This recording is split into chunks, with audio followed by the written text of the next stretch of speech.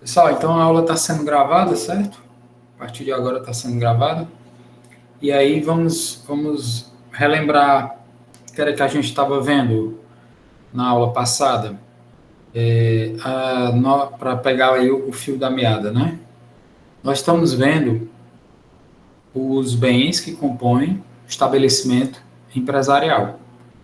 O que é o estabelecimento empresarial? Não é a empresa, né? Empresa é uma atividade econômica. Estabelecimento empresarial é o conjunto de bens utilizados nessa atividade econômica. Os bens que compõem o estabelecimento empresarial são bens materiais e são bens imateriais. Os bens materiais nós já vimos, né? Rapidamente, não tem dificuldade. Os bens imateriais é o que nós estamos vendo. Em primeiro lugar, o nome empresarial. Vimos aí que só tem duas espécies de nome empresarial: a firma ou a denominação. Só tem essas duas espécies. E dentro da firma tem uma subdivisão, né? A firma individual, ou firma ou razão individual, e a firma social ou razão social. Geralmente, quando é empresa individual, se diz que usa-se firma individual, e quando é sociedade que usa o nome do tipo firma ou razão, usa-se razão social. Então, pessoal, relembrando que firma e razão são a mesma coisa, tá? Firma e razão são a mesma coisa. Quando é individual, empresa individual, o pessoal usa o nome firma. Quando é sociedade, o pessoal prefere usar razão. Mas firma e razão são a mesma coisa. Aí nós vimos aí que tem alguns tipos de sociedades empresariais e de empresários individuais que só podem usar ou firma ou denominação, né? E algumas podem optar entre uma e outra. Isso aí, até aí nós vimos na aula passada. Falamos aí então começamos a olhar, agora a partir de agora, a alteração do nome empresarial. Pessoal, a alteração do nome empresarial ela pode ser voluntária, mas pode ser também obrigatória. Quando é que ela é voluntária? Quando não foi imposição da lei. Quando os empresários decidiram por conta própria, eles decidiram modificar o nome empresarial, certo? Então, se for empresário individual, ele próprio decide. Se for sociedade empresarial, pelo menos metade dos titulares, pelo menos os titulares de 50% do capital social tem que querer, né? Certo? Alteração obrigatória. Aí aqui, como o nome está dizendo, é porque a lei impôs. Então, por exemplo, pessoal, se você tem essa primeira aí, ó, se você tem uma empresa cujo o nome empresarial é Silveira Nogueira e Companhia Comércio de Petróleo e Lubrificantes Limitada. Nogueira e Silveira são sócios, né? Trata-se de uma sociedade, portanto, uma limitada, comerciante que comercializa petróleo e derivados. E aí vamos supor que o Nogueira morre ou sai. Tem que mudar o nome daquela empresa? Tem que mudar o nome da empresa. Porque se estava lá colocado Nogueira e o Nogueira saiu por qualquer motivo, então você tem que tirar o nome. Tem que modificar o nome. Excluindo o nome do que saiu, certo? Se o nome dele não estava no nome empresarial, estava só dentro do contrato social, mas não estava no nome empresarial, aí não tem que mudar o nome empresarial. Basta mudar o contrato, mas o nome continuará o mesmo quando a pessoa está escondida por trás daquela sigla e companhia, ou e filhos, ou e irmãos, certo? Então tem que haver essa modificação aonde? Ó? Na junta comercial, tá? Alteração de categoria de sócio. Aqui vocês só vão entender quando nós virmos a sociedade em comandita. E tem uma categoria dos sócios comanditados e dos sócios comanditários. Quando um muda de categoria, de uma categoria para outra, aí nesses casos tem que mudar o nome empresarial também, mas isso aqui só vai dar para ver mais para frente. Por estabelecimento do nome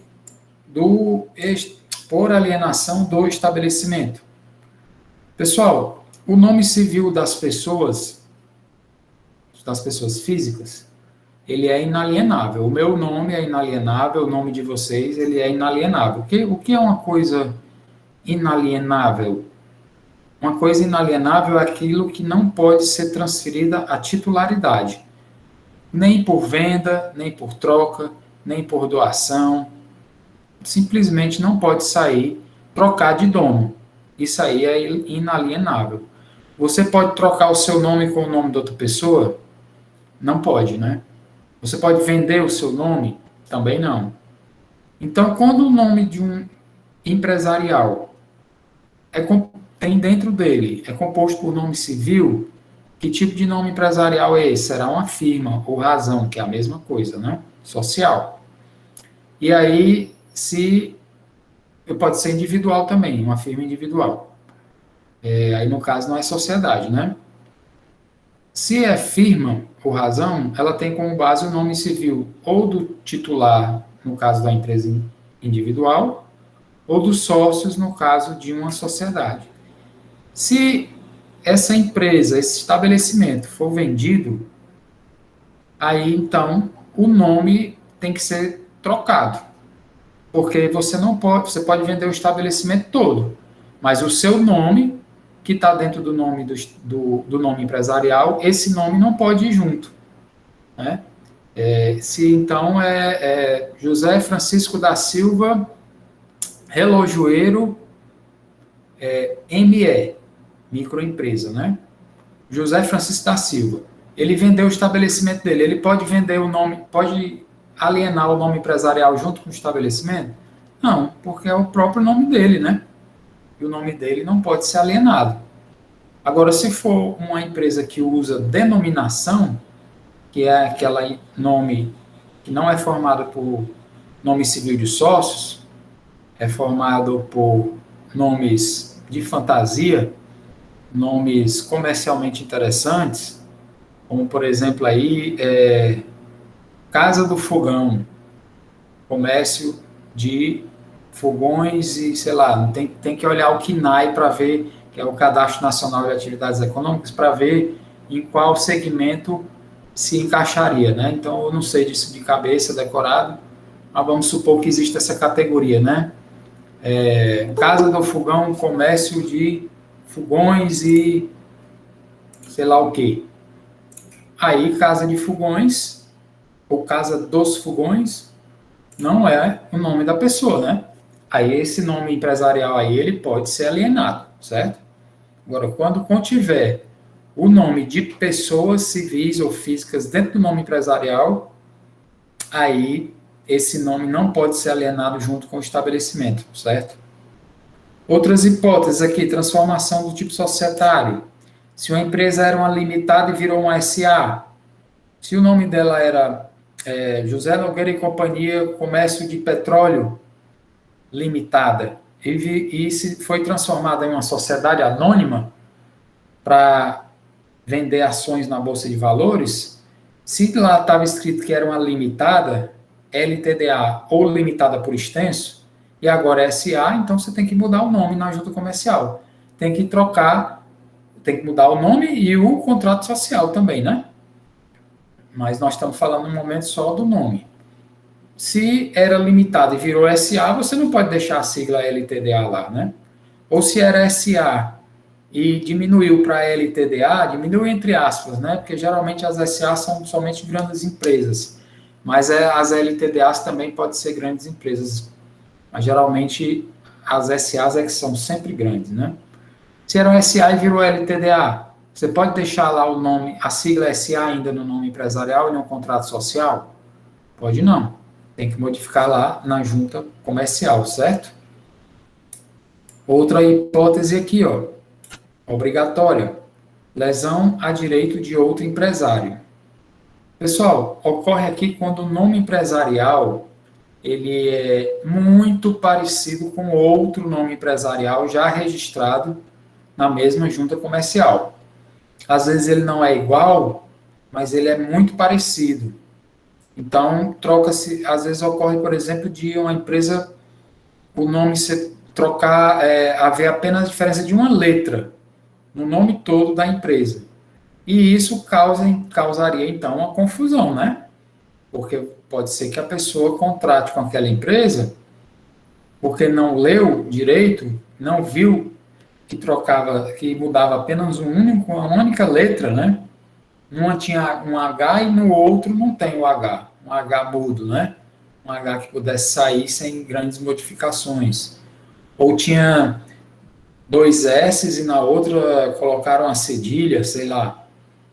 Ou eram dois S e tiraram um S de uma denominação.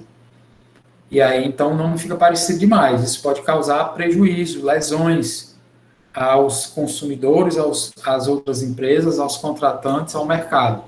Aí você pode conseguir judicialmente, se não conseguir amigavelmente, que um dos dois, modifique mais o nome para que ele não fique tão parecido. Isso aí é através do Poder Judiciário, né? Certo? Então, temos aí essa possibilidade também.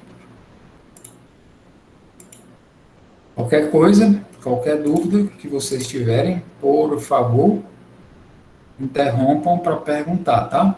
Às vezes como eu estou olhando aqui como eu estou acompanhando a apresentação da apostila, então às vezes eu não fico olhando o chat, né?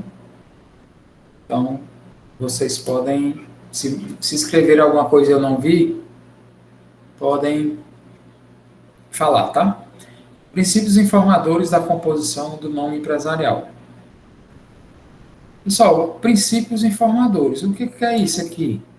Princípios são normas gerais, amplas, né? Sem muita detalhação, são bem abstratas. E aqui nesse caso está dizendo que são princípios de que tipo? São princípios que vão atuar aonde ou para quê? Vão atuar especificamente sobre o nome empresarial. Nesse caso aqui, né? Princípio da veracidade. Não tem nem dificuldade isso aqui, né? Você disser para alguma pessoa, meu querido, quando você for falar comigo, use o princípio da veracidade. O que você está querendo dizer para essa pessoa? Não minta, né? Fale somente a verdade. Então, aqui o princípio da veracidade proíbe a adoção de nome que dê uma informação falsa. Dizendo, por exemplo, que a empresa trabalha com comercialização de petróleo e ela trabalha com comercialização de alimentos. Né? E então, quando for outra aqui seguida, a possibilidade. Quando a empresa for individual e usar um nome do tipo firma, o nome dessa empresa individual será o nome do próprio empresário. Então, ele tem que colocar o nome dele conforme verdadeiramente é. E o nome dos sócios também tem que ser o nome deles. Você não pode botar o nome de um sócio no nome empresarial. Você não pode colocar o nome de uma pessoa que não é sócia. Você não pode modificar o nome da pessoa, a não ser abreviar, em alguns casos, né, que nós vamos ver ainda, mas você tem que respeitar a verdade, certo? A outra aqui, ó, essa aqui nós já falamos, né? Se o nome civil de um empresário está dentro do nome comercial, do nome empresarial, e o nome dele foi modificado, ou ele saiu, tem que haver também essa atualização no contrato social e na junta comercial, no contrato social e no nome empresarial. Aqui nós já falamos também, ó, retirada, expulsão ou morte de um sócio e o nome dele está dentro do nome empresarial. Se ele não está mais na empresa, tem que mudar o nome empresarial e o contrato também. Se ele estava no contrato, mas não estava no nome da empresa, Aí não precisa mudar o nome da empresa, precisa mudar só o contrato. E então, aqui não tem dificuldade, né? Princípio da novidade, o que quer dizer?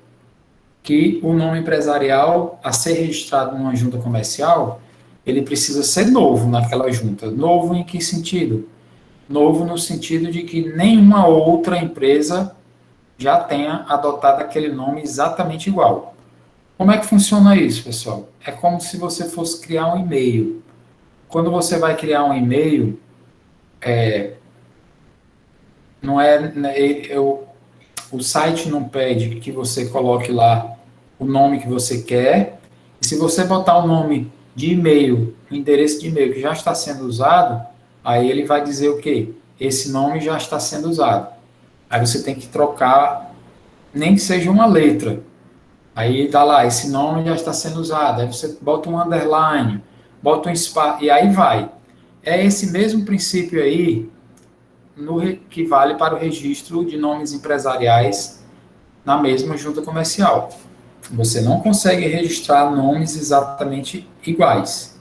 A junta comercial vai fazer essa busca e não vai permitir caso já esteja lá um nome idêntico, né?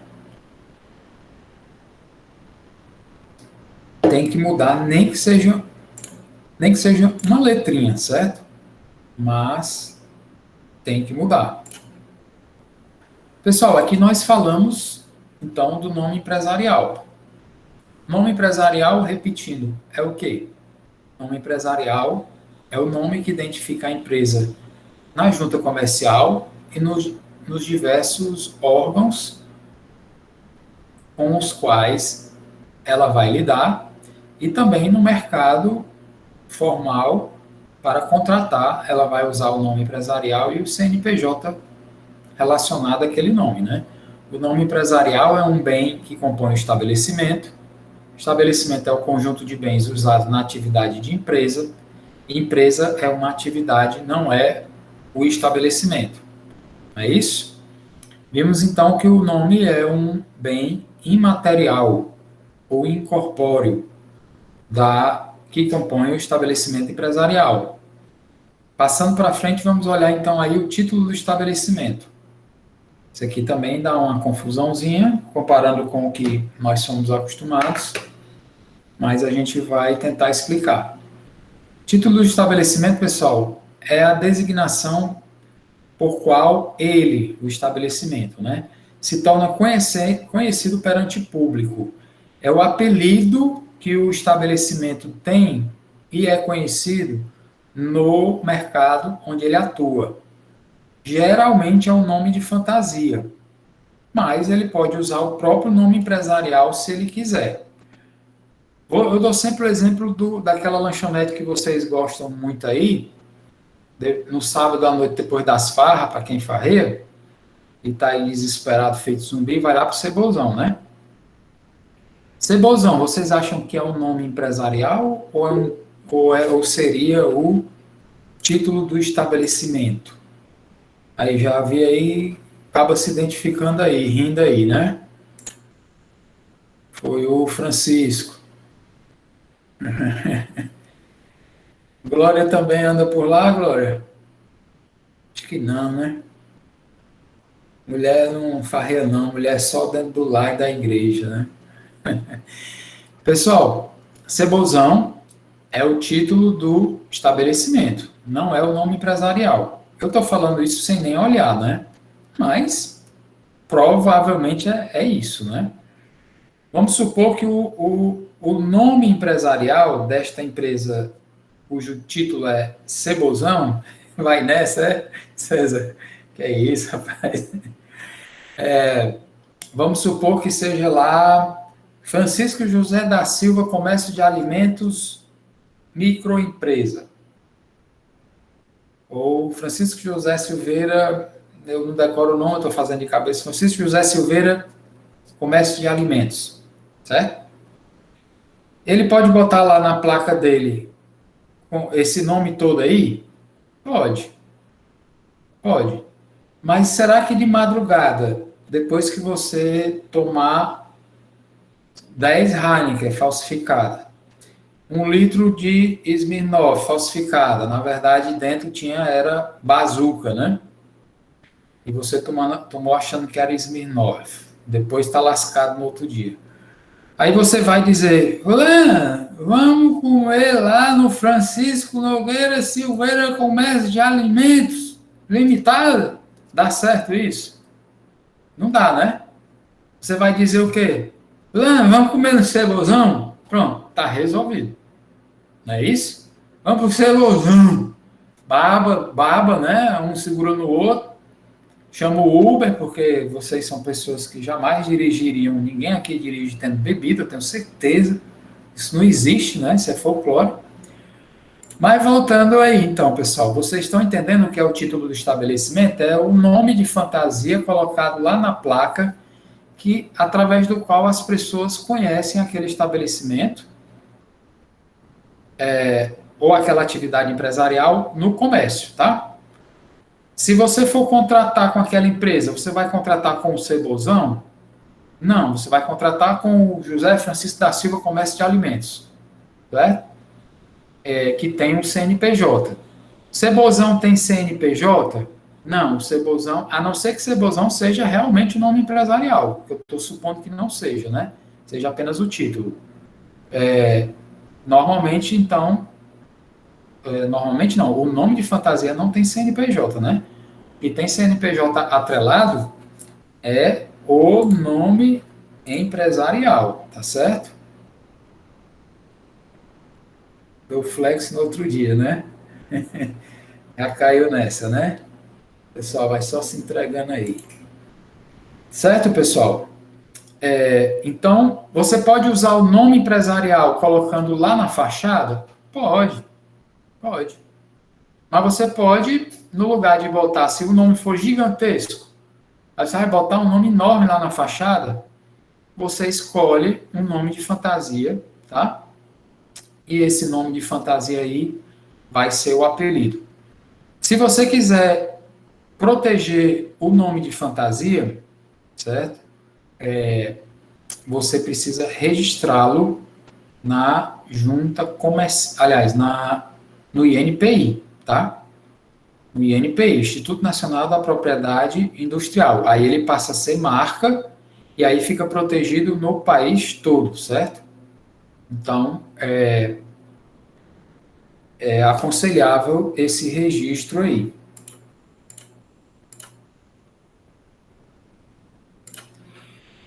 Pessoal, então falamos aí o que é o nome de fantasia. E a marca, que a gente também é outra coisa que vocês confundem muito, né? Todo mundo que não estuda direito empresarial, naturalmente, confunde tudo, certo? Mas marca é o quê? Marca é um bem imaterial, que a empresa pode ter ou não, assim como o título do estabelecimento, esse aqui, também é um bem imaterial que a empresa pode ter ou não. Agora, o que a empresa obrigatoriamente tem que ter é o nome empresarial. Aí tem que ter, que é o que vai ser atrelado ao CNPJ. A marca, poucas empresas são titulares de marcas. Elas podem ser concessionárias ou autorizadas a utilizar uma marca que pertence a outra. Isso aqui nós já falamos, mas vamos olhar aí de novo o conceito de marca. Pessoal, marca é um sinal distintivo, visualmente perceptível, usado para distinguir aqui o grande objetivo da marca. Distinguir produto ou serviço de outro que pertença a outra marca. Que às vezes é até idêntico, é semelhante, não é idêntico, mas é semelhante, às vezes é afim, mas a origem é diversa, é de uma outra empresa, certo? Existem também as marcas de conformidade, por exemplo, a marcazinha do Inmetro, onde tem aquela marca pertence ao Inmetro, Instituto Nacional de Metrologia, não sei o que, não sei o que, não sei o que, eu não decoro o nome, é enorme. Quem quiser olhar, fica à vontade. O Inmetro é o dono daquela marcazinha, que é um I misturado com um N, né? Um Nzinho estilizado. o Inmetro, depois que checa a qualidade e atesta que passou nos testes que ele aplica, aí ele autoriza a empresa a colocar a marca que pertence ao Inmetro nos seus produtos. Aquela marca ali que pertence ao Inmetro, não pertence à empresa, é uma marca que vai fazer o quê? Vai atestar a conformidade do produto em relação aos testes feitos pelo Inmetro. Então, é uma forma de assegurar qualidade, não é isso? Então, temos aí também marcas de conformidade, aquelas marcas ISO. ISO 2001, ISO 2002, ISO não sei quantos mil, também são marcas que pertencem à empresa, no caso, internacional, que é International Standard... Rapaz, esqueci agora. ISO. Meu Deus, esqueci o ISO. O que significa o ISO? Se alguém puder dar uma olhada aí, por favor, para eu não parar aqui a apresentação. Alguém olha para mim aí o significado de ISO, ISO. Ah, lembrei, International Standards Organization, ou seja, Organização Internacional de Padrões, ok? Então, quem tem a marca, quem se submete à empresa acreditadora, dona da marca ISO, e passa, aí a empresa pode usar a marca que não pertence a ela, mas pertence a essa organização internacional, dizendo então que a sua empresa passou pelos testes ISO e foi aprovada. Então, é uma garantia de conformidade, tá certo? De normas ou especificações técnicas. E ainda tem também marcas que são para identificar produtos oriundos de determinada comunidade. Por exemplo, melão de Mossoró. Cria-se uma marca, né? E aí, então, aquela marca vai identificar que o melão que você está comprando veio daquela comunidade, tem aquela origem ali, tá certo? Então, pessoal, marca serve para quê? O que é mais comum? Para identificar produtos e serviços. Mas nós vimos aí que também serve para testar conformidade com normas técnicas, qualidade, né? E também para identificar a origem, certo? Então, o nome empresarial identifica o quê? A empresa nos órgãos públicos e nas atividades formais dela de contratação. O estabelecimento identifica o quê? Aliás, o título do estabelecimento identifica o quê? O estabelecimento é o nome de fantasia, que é o apelido através do qual ele é conhecido no mercado onde ele atua.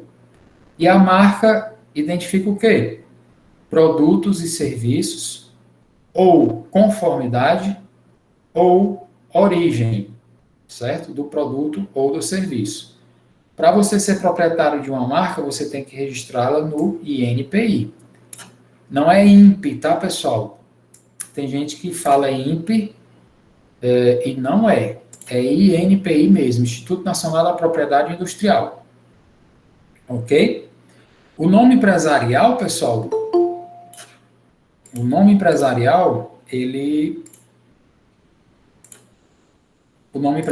ele é registrado aonde? Ele é registrado na junta comercial. Ele, registrado na junta comercial, passa a ter proteção em que âmbito? No estado onde aquela junta atua. Se quiser a proteção em outros estados, tem que registrar em cada estado. A marca é registrada onde? No INPI, que é uma autarquia federal. Uma vez registrado no INPI, ele passa a ter proteção aonde? No país todo, certo? Para o segmento ao qual ele se refere, tá certo? Então, temos aí essas diferenças, sem contar também que a proteção dada à marca, ela tem um prazo de duração, certo? E o nome empresarial não tem prazo de duração. Enquanto a empresa não for dada baixa, ele vai existir, certo? Vamos para frente aí. Ponto comercial ou empresarial? Pessoal, lembrando a vocês que nós estamos vendo o quê? É tanta coisa que a gente vai perdendo o fio da meada, né? Aí por isso que eu fico sempre situando vocês. Nós estamos vendo o quê? Os bens imateriais ou incorpóreos que compõem o estabelecimento empresarial. Aí nós estamos vendo aqui o ponto comercial. Aí alguém já deve estar dizendo, como assim? O ponto comercial é um bem imaterial? Mas o ponto comercial não é o prédio? Não, pessoal, aí é que está. O ponto comercial não é o prédio. O prédio é o que? O prédio é um bem material ou imaterial? O prédio é um bem material. Nós estamos vendo os bens imateriais. O prédio é o imóvel, bem imaterial. O ponto comercial não é o imóvel. O ponto comercial é o local onde a empresa funciona. É a referência para a clientela de onde encontrar. Ah, professor, não é a mesma coisa, não? Não, não é a mesma coisa. O ponto comercial é algo abstrato, é uma referência, que geralmente vai cair em cima, vai coincidir com o quê? Com o imóvel, onde é exercida a atividade empresarial. Mas existe ponto comercial, pessoal, que não é coincidente com um imóvel. Existe atividade empresarial que não é exercida em imóvel. Ela é exercida em móvel. Por exemplo, um trailer, certo? Uma carrocinha. Aí o ponto comercial não vai ser exercido em cima de um imóvel. Não vai ser criado em cima de um imóvel, mas sim em cima de um móvel. O ponto comercial é o lugar, o local onde as pessoas vão se deslocar, se quiserem ir presencialmente, para obterem os produtos e serviços daquela empresa. Ao se deslocar para aquele ponto comercial, chegando lá, ela pode se deparar com um imóvel, que é o mais comum, mas ela pode se deparar também com um móvel, um trailer. O trailer é bem material ou é bem imaterial? É bem material. Então ele não pode ser ele não é a mesma coisa que o ponto comercial. Por que não? Porque ponto comercial é abstrato, é uma localização que pode se dar em um ponto, em um bem móvel, como um trailer, ou um bem imóvel, que é como um prédio, uma casa, que é o mais comum, certo? Então, o ponto comercial, pessoal, é um direito abstrato de localização, é uma referência. Não se confunde o ponto comercial com um imóvel, são diferentes, mas coincide geralmente. Vou dar um exemplo para mostrar para vocês, para ficar mais clara a diferença. Vamos supor que uma pessoa exerce atividade empresarial no ramo alimentício, formalizado, com empresa constituída, com CNPJ, com nome empresarial, com endereço, e o endereço é aquele ponto comercial na praça tal, tá? E aí, com autorização, isso se for tudo formalizado, com autorização da prefeitura, que vocês sabem que geralmente não é, né? A pessoa encosta o trailer em algum local e começa a funcionar. Mas nós estamos indo pela legalidade. Aí então ele começa a criar a clientela dele naquela pracinha ali, naquele trailer estacionado na pracinha. Depois de 3 anos que já está conhecido ali, um food truck, por exemplo, depois de 3 anos lá, ou como disse um conhecido meu, que não é muito bom em inglês, um Ford truck, né? Não fica muito legal essa pronúncia dele, não. Vamos supor que o trailer, a prefeitura mandou tirar o trailer e permitiu que ele fosse para outra praça. Quando a pessoa tirar o trailer de lá para levar para outra praça, ela levou o ponto comercial ou ela levou o trailer, que é um bem material? Ela levou o trailer, ela não levou o ponto comercial. Por quê, professor? Como assim? Como é que ela não levou o ponto comercial? Pessoal, o ponto comercial é uma coisa abstrata. Prove aí, professor, que não levou. Eu provo. A clientela vai continuar indo para o mesmo local na pracinha, até descobrir e se acostumar que ele não está mais naquela praça. O trailer agora está noutra praça. Aí agora ele vai reconstruir o ponto comercial dele através numa outra praça onde ele estacionou o trailer, que é um bem material. O ponto comercial, que é a referência conhecida da clientela dele, ele vai reconstruir lá na nova praça. Quem não sabe ainda vai continuar indo na praça antiga, até que com o tempo, a informação, o aviso, as pessoas comecem a ir para o novo local, tá? Então ele levou o trailer, mas ele não levou o ponto comercial. O ponto comercial tem que ser reconstruído lá na nova praça, tá certo? Pessoal, o ponto comercial, ele pode, de uma maneira geral, falando aqui em imóvel e não mais no trailer, que é o mais comum, é imóvel, né? Ele pode ser construído em cima de um imóvel próprio ou de um imóvel locado, alugado, né? A empresa não tem um imóvel dela mesma, ela aluga, paga aluguel, que aliás é uma das coisas que faz com que muitas empresas quebrem, né? É uma empresa que tem um imóvel próprio, ela aguenta muito mais as dificuldades do que uma empresa que paga aluguel. E aí, pessoal, quando o estabelecimento, quando a empresa é dona do próprio imóvel, beleza, ela constrói o ponto comercial no próprio imóvel dela. Quando a empresa aluga um imóvel para construir o ponto comercial dela naquele imóvel alugado, através do contrato de locação comercial, ocorre uma proteção para aquele inquilino, aquele empresário que alugou o imóvel, certo? Essa proteção, ela está lá na lei do inquilinato, que é a lei do aluguel, né? Tanto comercial quanto residencial. E aí, pessoal, aceitando, cumprindo-se os requisitos da lei do inquilinato, é possível que o empresário que alugou, que está no imóvel que não é dele, obrigue o dono do imóvel que não quer mais renovar o aluguel a renová-lo. Aí professor, quer dizer que o dono do imóvel, mesmo sendo dono, e não querendo mais renovar o aluguel, em alguns casos é obrigado a renovar?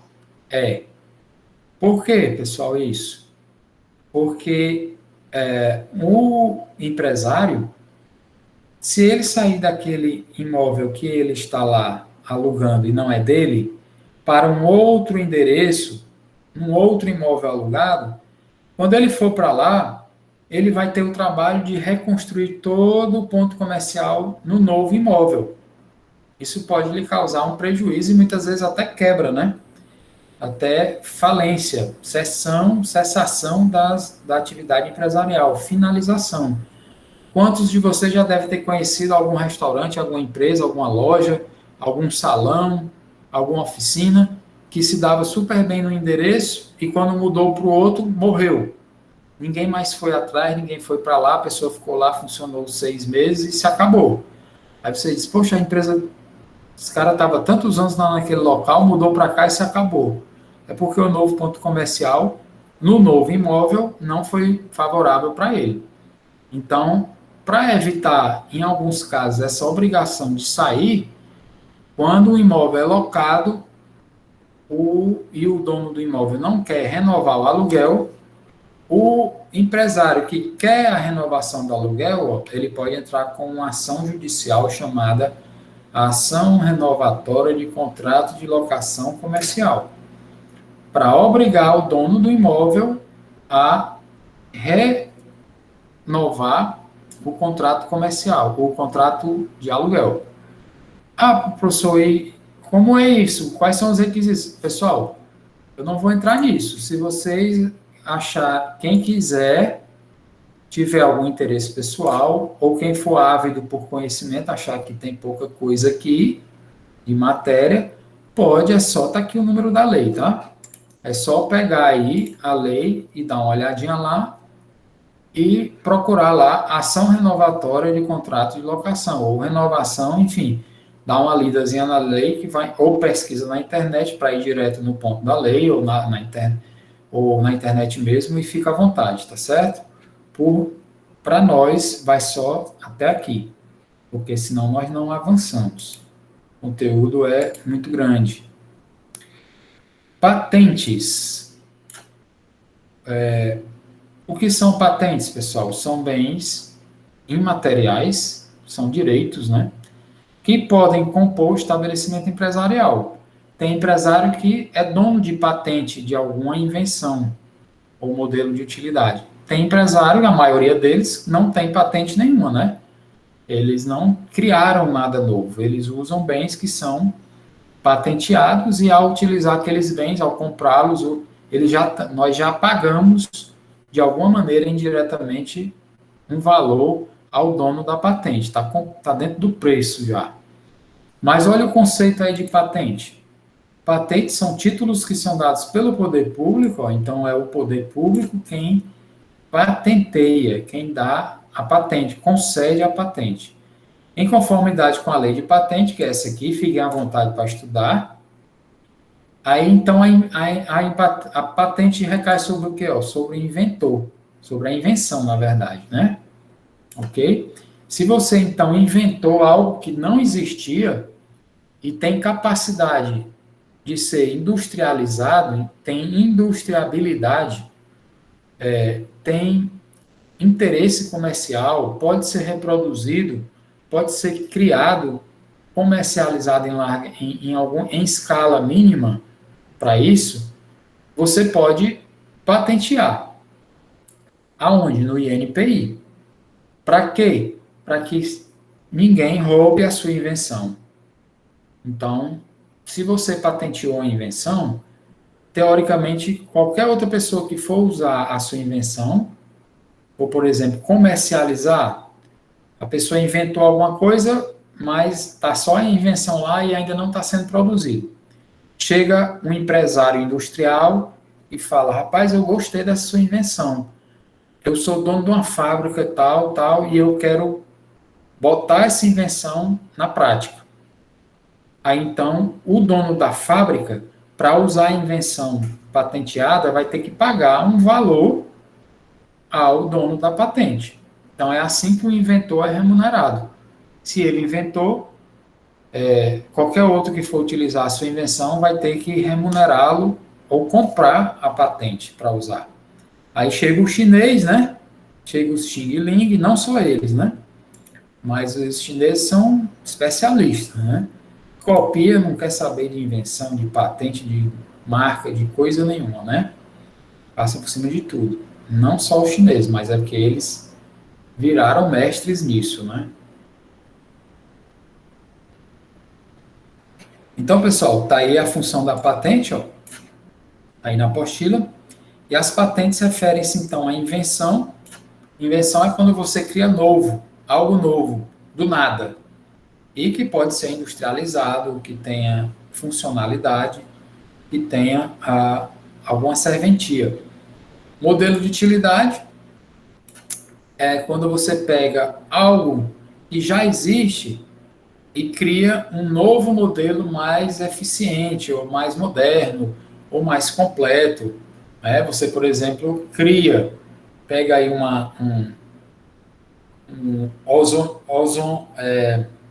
um filtro, né? Ozonizador, né?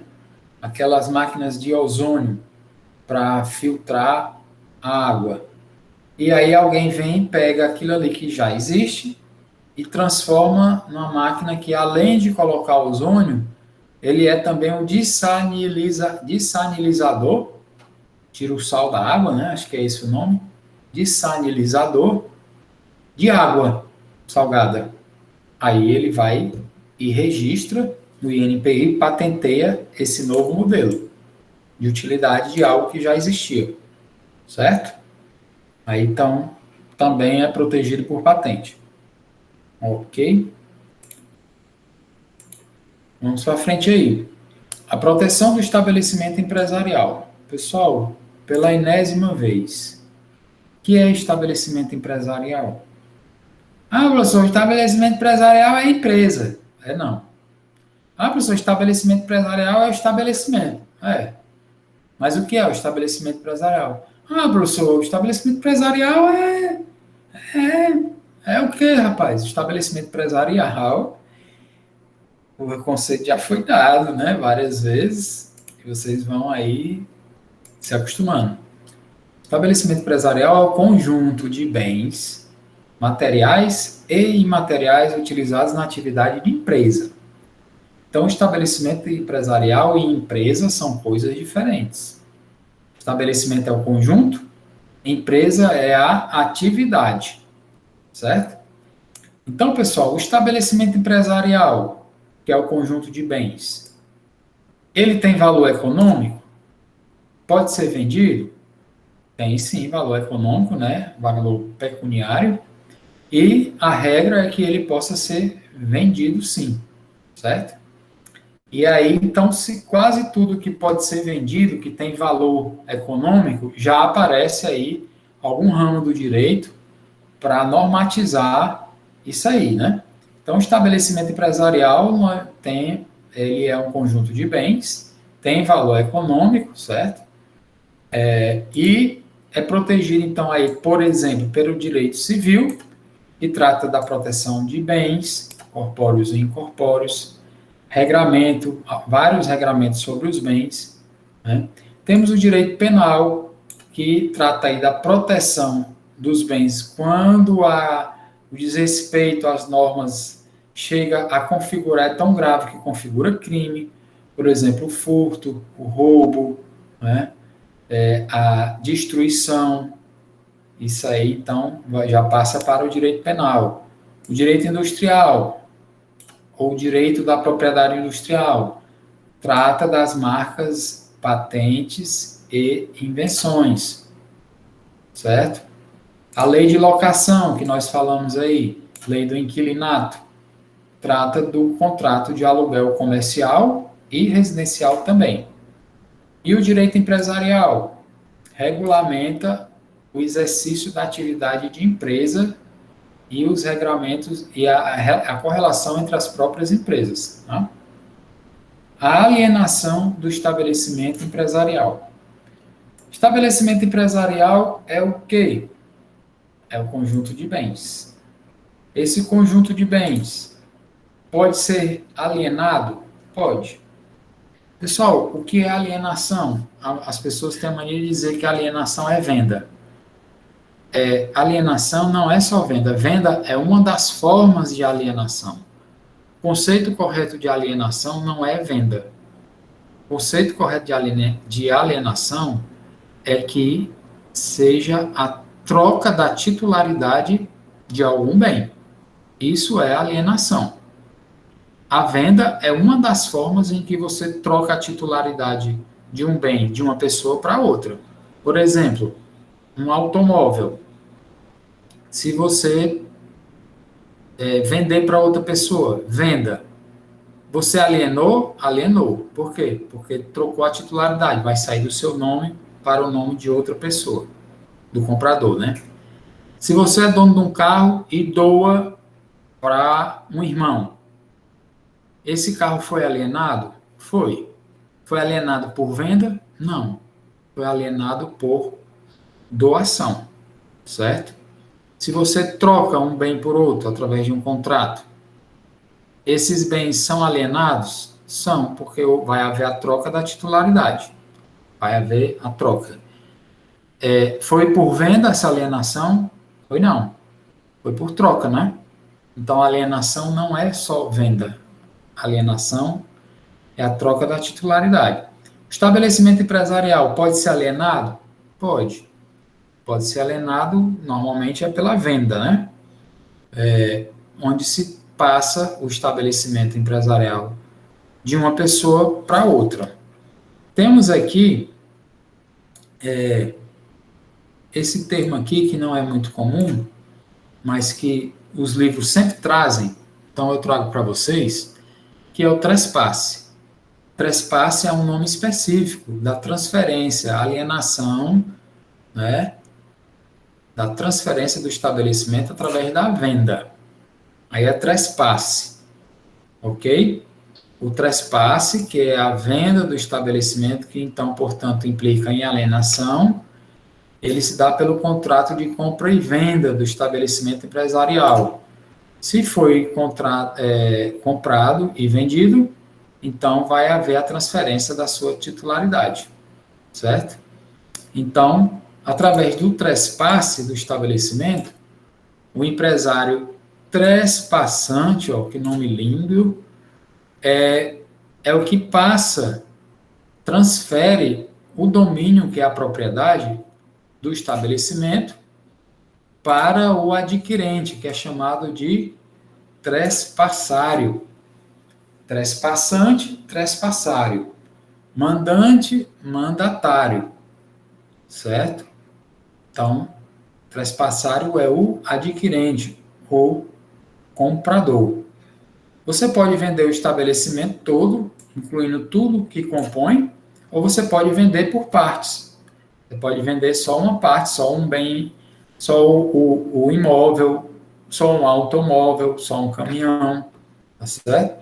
Mas se você considerar o estabelecimento como um todo, o conjunto de bens chamado estabelecimento, esse conjunto é considerado um bem móvel. Professor, e se dentro tiver incluído um imóvel? O imóvel continua sendo imóvel, mas o estabelecimento você considera que ele é um conjunto de bens, um conjunto móvel, certo? Aí o trespasse, que é essa alienação pela venda, tem que ser averbado na junta comercial, para dizer que saiu do nome de uma pessoa para o nome do comprador. Quando isso acontece, pessoal, os débitos anteriores já contabilizados vão para o nome do comprador, né? Então, você tem que levar isso em conta. Quando você compra a empresa, quando você compra um estabelecimento, as dívidas pendentes, né, já contabilizadas para aquele estabelecimento, elas vão juntas. Então, você tem que levar isso em conta, para saber se vale a pena ou não. E aí, o vendedor ainda fica, né, o trespassante, ainda fica solidariamente obrigado por aquelas dívidas por um ano com o comprador. Então, se as dívidas não forem pagas, o vendedor ainda fica nesse risco aqui por até um ano.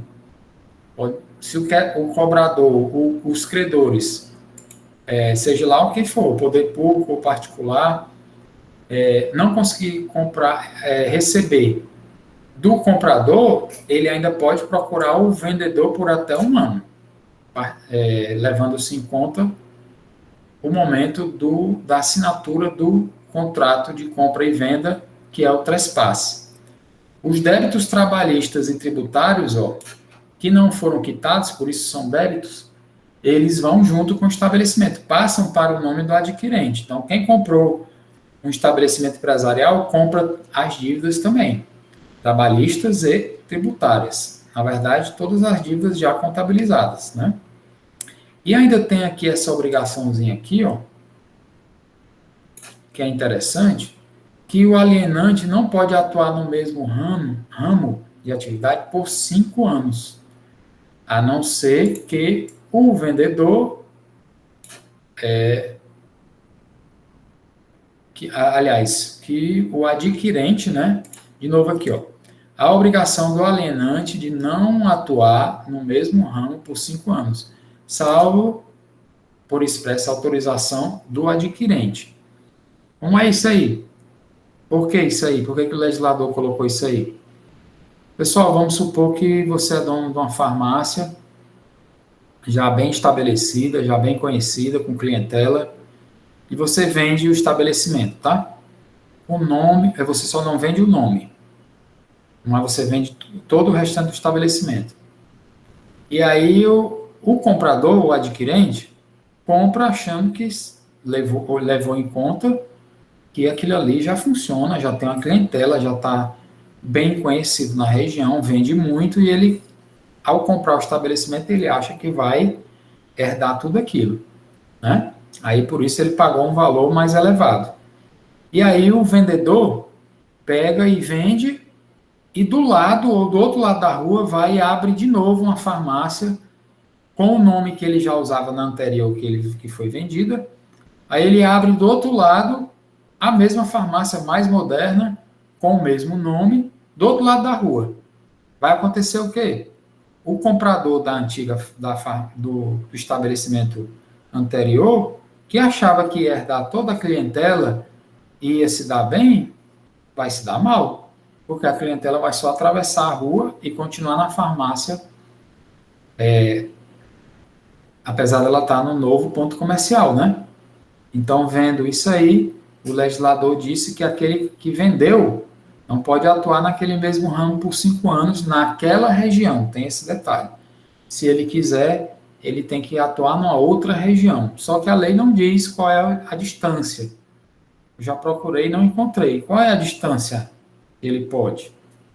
Não encontrei essa definição. Então, são aquelas coisas que tem na lei e que são difíceis até de se colocar em prática, a não ser quando é muito na cara, né? Tipo, do lado, vizinho, poucos metros, certo? Então, vimos aí a alienação do estabelecimento empresarial. Vamos para frente aqui. Pessoal, os livros empresariais ou comerciais. Todo empresário tem que se submeter a algumas obrigações inafastáveis. Essa primeirinha aqui, no registro de empresas, mais especificamente aonde? Na junta comercial, né? É obrigado para toda empresa. Não existe nenhuma empresa, por menor que seja isenta de registro. Nem o MEI, nem o autônomo, nem o camelô, não pode. Ele precisa de registro.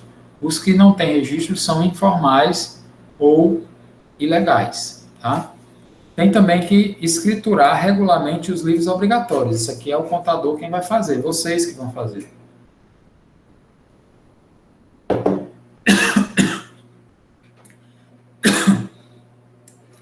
Desculpem aí. Levantar o balanço patrimonial e resultado econômico a cada ano. Em tese, toda empresa tem que cumprir essas obrigações aqui. Mas em seguida a gente fala que, na verdade, não são todas. Ó.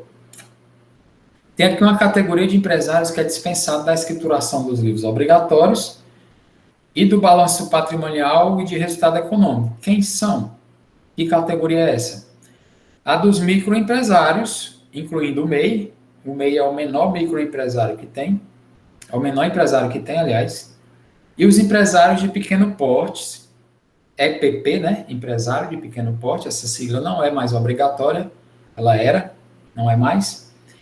E que forem optantes do Simples Nacional, que é um regime tributário específico das microempresas e empresas de pequeno porte, não obrigatório, que facilita a arrecadação e o pagamento, a apuração e o pagamento de tributos federais, estaduais e municipais.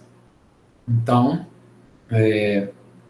o Simples Nacional, nós ainda vamos ver mais para frente, tá certo? Tá aqui o conceito dele, ó. Regime tributário que permite o recolhimento de diversos impostos e contribuições mediante um único pagamento mensal.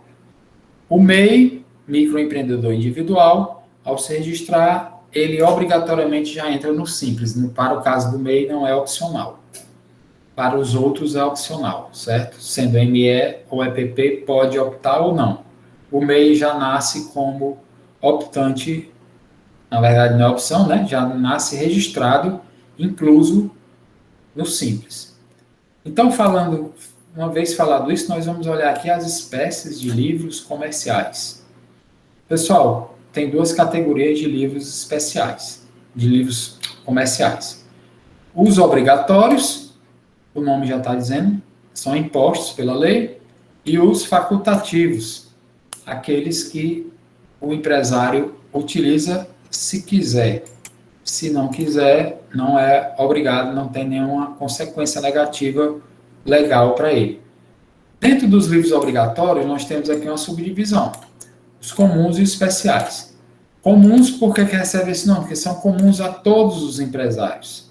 Não interessa. Qual é o que é comum? O livro diário, certo? Segundo o Código Civil. Lembrando que isso aqui não é, no caso do MEI, ele é dispensado, certo? E os livros especiais? Os livros especiais são aqueles que obrigatórios e especiais, mas que não são comuns a todas as empresas, mas somente alguns tipos. Por exemplo, o livro de registro de duplicata. Qual é a empresa que vai ter obrigatoriamente que possuir um livro de registro de duplicatas? Somente empresas que emitem duplicatas, certo? Que nós não vamos ver, não está dentro do conteúdo da nossa disciplina ver esse título de crédito que é a duplicata. Livro de entrada e saída de mercadorias para os empresários de armazéns gerais. Livro de registro de ações, somente empresas que possuem ações, né? Caso contrário, não tem. Livro facultativo, usa se quiser. Exemplo, o livro caixa, não é obrigatório. O livro conta corrente entre empresas, não é obrigatório. A cópia de cheques está substituído, não é obrigatório, mas está substituído pela fotografia, né, pelo escaneamento, né? E tem ainda outros livros aí que são obrigatórios, mas não são livros empresariais, de escrituração empresarial, mas são obrigatórios. Por exemplo, registro de empregados. Toda empresa que tiver empregado tem que ter o livro de registro de empregados. O contador é quem vai fazer esse registro e essa baixa. Mas aí não é empresarial. É decorrente da legislação trabalhista e não da legislação empresarial. Os livros fiscais, que cabem também aos contadores. Esses aqui são impostos pela legislação fiscal, certo? E também são obrigatórios, certo? E aí, pessoal, se você, empresário, não cumpre as suas obrigações e não escritura corretamente, ou simplesmente não escritura, não preenche os livros empresariais obrigatórios, tem consequência a não escrituração? Tem, né, pessoal? Quando os livros são obrigatórios por lei, seja lá qual for o livro, mas for obrigatório e não for preenchido, aí tem sim consequências na área civil ou civil, penal e administrativa também, né? Então, pessoal, exemplos nós temos aqui da consequência, né? Por exemplo, no plano civil, o empresário ou a sociedade empresária que não tem sua escrituração corretamente em dia, ela não pode promover a própria falência. Ela não poderá pedir a sua própria falência, a autofalência. Aí, professor, uma empresa pode pedir a falência dela mesma? Pode. A falência de uma empresa pode ser pedida por ela mesma ou por uma outra empresa que não recebeu, que não conseguiu ser paga, recebeu seus créditos. A empresa pede a sua própria falência ou a autofalência quando ela está vendo que vai entrar em condição de não conseguir pagar cumprir suas obrigações e antes que complique mais, ela já pode, então, pedir a sua própria falência. Lembrando que não são todas as empresas que são abarcadas pela lei de falências, né? Também aqui, ó, não poderá, aquele que tem a escrituração irregular, não poderá requerer a falência de outro, né? Se ele está com a sua escrituração contábil irregular, como é que ele vai pedir a falência de outro? Se ele não pode nem provar que tem, por exemplo, dívidas a receber, ou se ele não está todo dentro da lei, como é que ele vai pedir a falência de uma outra pessoa? Se você está sujo, você tem um telhado de vidro e vai jogar pedra no telhado dos outros. Não dá, né? Então, outra consequência. Essa aqui também, os livros empresariais perdem a sua eficácia. Eles perdem a moral, digamos assim, né? Então, é capaz da fiscalização, por exemplo,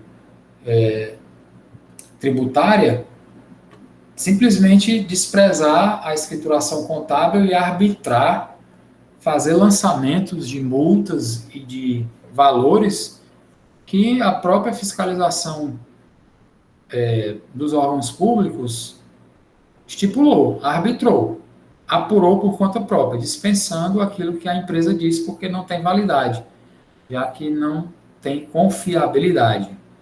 Tá certo? Aí aqui temos mais essas duas aqui, que não tem dificuldade nenhuma. É só vocês darem uma lidazinha aí, tá certo? Pessoal, já vamos encerrar aqui nesse item 4.3, viu? Eu sei que vocês já estão cansados e a gente vai já encerrar. A exibição é rápido, tá? A exibição dos livros comerciais. Pessoal, os livros comerciais são públicos ou são privados? São privados, viu? Os livros comerciais são privados. Se você chegar lá no supermercado, aí no Rebouças, e vai lá no escritório do supermercado, e entra lá e pede para ver os livros contábeis da empresa. A funcionária lá, a empregada, o empregado, vai dizer: o senhor é fiscal?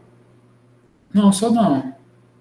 Então, por que o senhor quer ver? Não, porque eu sou aluno do curso de contábeis, aí eu queria dar uma olhada aí, só por curiosidade. Não, amigo, pode não, viu? Aqui só a exibição é só para quem tem o direito de exigir essa exibição. Servidores e devidamente identificados e nos órgãos a que cabe a fiscalização. Porque esses livros, eles são sigilosos. Então, não é qualquer pessoa que pode ver isso aí não, que tem acesso não, tá? Então, por exemplo, o Código Tributário Nacional diz lá que os fiscais tributários têm direito a ver esses livros, a fiscalização da Seguridade Social, INSS e Seguridade Social dos estados, dos municípios tem também. A lei de falência prevê hipóteses que estão lá, tá certo? E nesses casos o empresário não pode se recusar a exibir e nem também quando houver ordem judicial, logicamente, né? Ok? Aqui, pessoal, a gente encerrou a aula de hoje. Gostaria de saber se vocês querem perguntar alguma coisa ou se nós podemos encerrar. Jadson disse que está ok, Vitória também. Vou encerrar logo encerrar a gravação.